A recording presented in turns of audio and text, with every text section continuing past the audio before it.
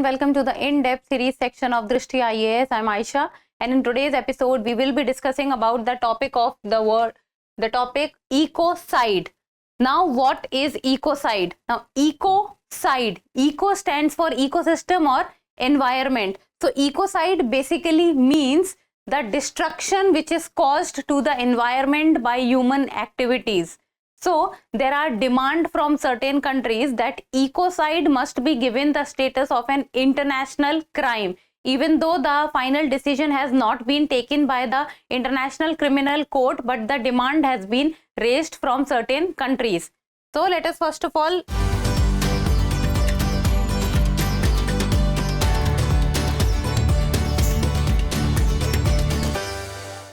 see the points of discussion. First we will be looking at the news, then what is ecocide, then we will be looking at the case of Belgium, who has referred this ecocide as a crime in Belgium, then India's stance on criminalizing ecocide, and then we will also be looking at International Criminal Court, and in the end prelims practice question. Topic becomes important from GS paper 3 perspective, that is environment. Before moving forward, do not forget to subscribe to the channel. And on the occasion of Hindi Divas, Drishti IAS has come up with a flat 40% discount on all online pen drive courses, test series and DLP. And the offer is valid from 13th to 14th September. And you can download the Drishti Learning app, or the link is given in the description box. You can go and register if you want to avail the discount, or you can call us at 8010440440 or 87501 So the news talks about what is ecocide. Can harming nature become a crime like genocide? So the word ecocide has been given on the lines of the word genocide. So let us first see that what is the demand that has been raised. So there are 3 developing nations that have proposed making ecocide an international crime, and these 3 developing nations are Vanuatu, Fiji and Samoa. So these 3 are the island nations which are present in the Pacific Ocean, or you can say in the western arm of the Pacific Ocean, in around the Australia. So see, look at this map. This is the map of the Pacific Ocean. This is Australia, this is New Zealand, and we have to look at the map of Vanuatu, Fiji and Samoa. So Vanuatu, Fiji and Samoa lies in the Australia and Oceania region. This is Samoa, this is Fiji and this is Vanuatu. So this is the region where all 3 island nations lies, and these 3 island nations have demanded that ecocide must be given the status of international crime on the ground or on the lines same as genocide. Then they have put ecocide in the same category as genocide, war crime, crime against humanity and the crime of aggression. And these are also the crimes which are given in the Rome Statute. Genocide, war crime, crimes against humanity and the crime of aggression. These are the 4 types of crime which is given in the Rome Statute. And ecocide is already a crime in countries like Belgium, Vietnam, Russia, Ukraine, Belarus, Georgia, Armenia and France. So there are few countries, you can say there are number of countries are around 11 and 12 where ecocide is already regarded as a crime, and around 30 or more countries are on the lines of working into the discussion that whether ecocide must be termed as a crime or not. So this is about the whole news. Now let us look at what is ecocide. So you can, internationally there is no accepted definition of ecocide, but in the year 2021 the independent expert panel for the legal definition of ecocide, which was formed by the Stop Ecocide Foundation, they have given a definition about ecocide, and this reads as that ecocide is unlawful or wanton acts.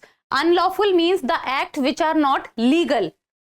So committed with knowledge. Committed with knowledge, it means that human activities or humans are aware that they are committing or they are causing harm to the environment through their activities. that there is a substantial likelihood of severe and either widespread or long-term damage to the environment being caused by those acts. I hope things are clear. See, ecocide means that causing harm to the environment, very severe and very long-lasting harm to the environment by human activities, and those human activities humans are performing even after knowing that their activities will cause harm to the environment. So this term or this concept is known as ecocide, and this definition has been given by the independent expert panel for the legal definition of ecocide by the Stop Ecocide Foundation. Now this is what is known as ecocide, and there are certain countries which are saying that this concept must be given just like the term genocide or just like the concept of genocide. This ecocide must also be regarded as a crime, because now we are able to see, because of the climate change and because of the ecocide concept, we are seeing the extreme events which are taking place, and the environment has been harmed since many decades. Then recognizing ecocide as a crime aims to hold individuals and corporations accountable who are causing great damage to the environment, like for example environmental, or you can say the pollution damage has been caused by developed nations like US, UK, Russia, and even India is one of the biggest contributor to the environmental pollution. So these nations have contributed in the environmental pollution. And look at this image. So as of now, the Russia-Ukraine war which is going on, so Ukraine is trying from its side that they can get Russia in the International Criminal Court, where they can prove that Russia is causing ecocide by harming the nuclear power plants of Ukraine also, like the Zaporizhzhia nuclear power plant, and they have caused great destruction in Ukraine by harming the dam, by harming the nuclear power plants, by harming the big buildings, because of which people have also lost their lives and civilian population have also lost their lives, while on the other hand irreparable environmental loss has also been done. So this is the image of the Zaporizhzhia nuclear power plant, and you can say how much smoke is coming out from the nuclear power plant. Then the term ecocide was first used by the biologist and bioenthusiast Arthur Gelston. So he has first used the term ecocide, and it was first used to describe the human and environmental devastation which was caused during the Vietnam War. And after that, even the Sweden Prime Minister used this term of ecocide, causing damage to the environment, in the United Nations during the time of 1970s. Then ecocide also became the subject of regular discussion at the United Nations throughout the 1970s. Then comes the case of Belgium, because in Belgium ecocide is regarded as a crime. So the first country in the European continent to recognize ecocide as a national as well as an international crime. So Belgium is the first country in the European Union or the European continent, and it recognizes ecocide a national as well as an international crime. And Belgium defines ecocide as deliberately committing an unlawful act. Deliberately committing means intentional, causing serious, widespread and long-term damage to the environment in the knowledge that such act cause such kind of damage. So they are deliberate action taken by the human or through human activities which is causing great, severe and long-lasting impact or damage to the environment. Then Belgium also has punishment in case of ecocides. So that is jail term of up to 20 years and a fine of up to $1.8 million. So this is the punishment. And Belgium and France most recently recognized ecocide as a crime, and there are other countries on this line, that is like for example Italy, Finland and Denmark. Then what is India's stance on criminalizing ecocide? Even though in India there is no law on ecocide and ecocide has not been regarded as a crime, but in few of the cases the term ecocide has been used.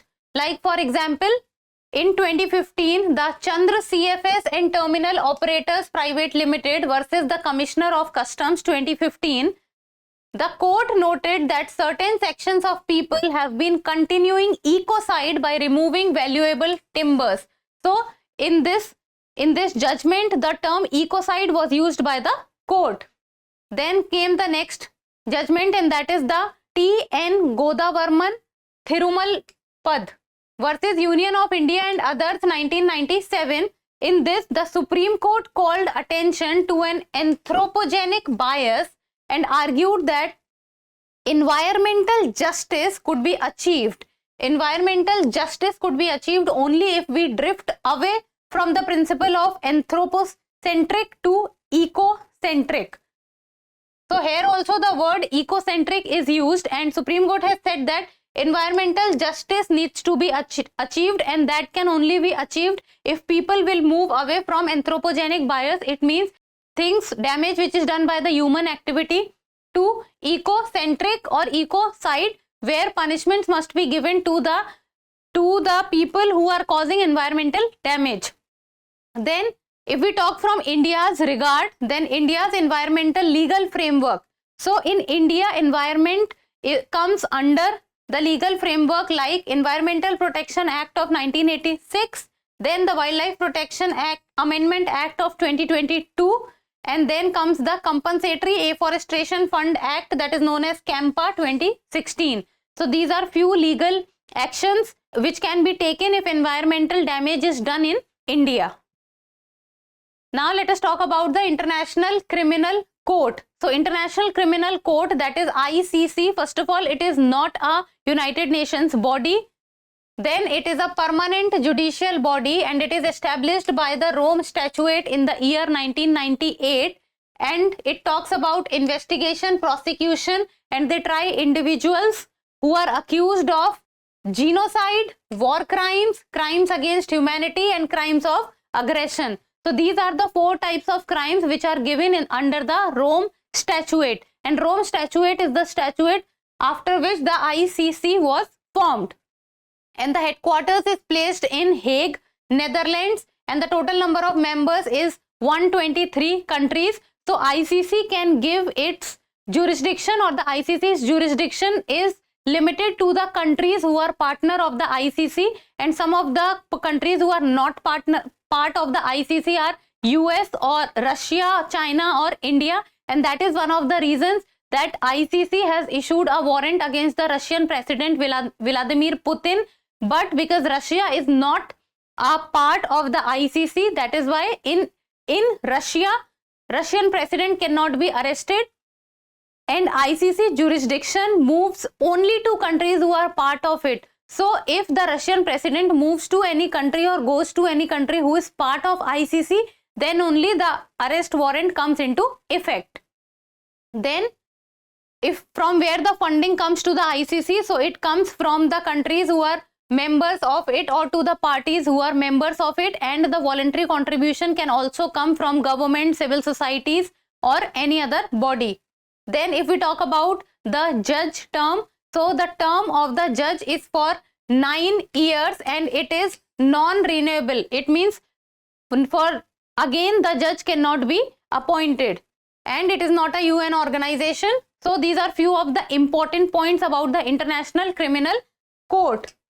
Now in the end, a prelims MCQ, and it is a PYQ of the year 2019, and the question talks about, consider the following statements.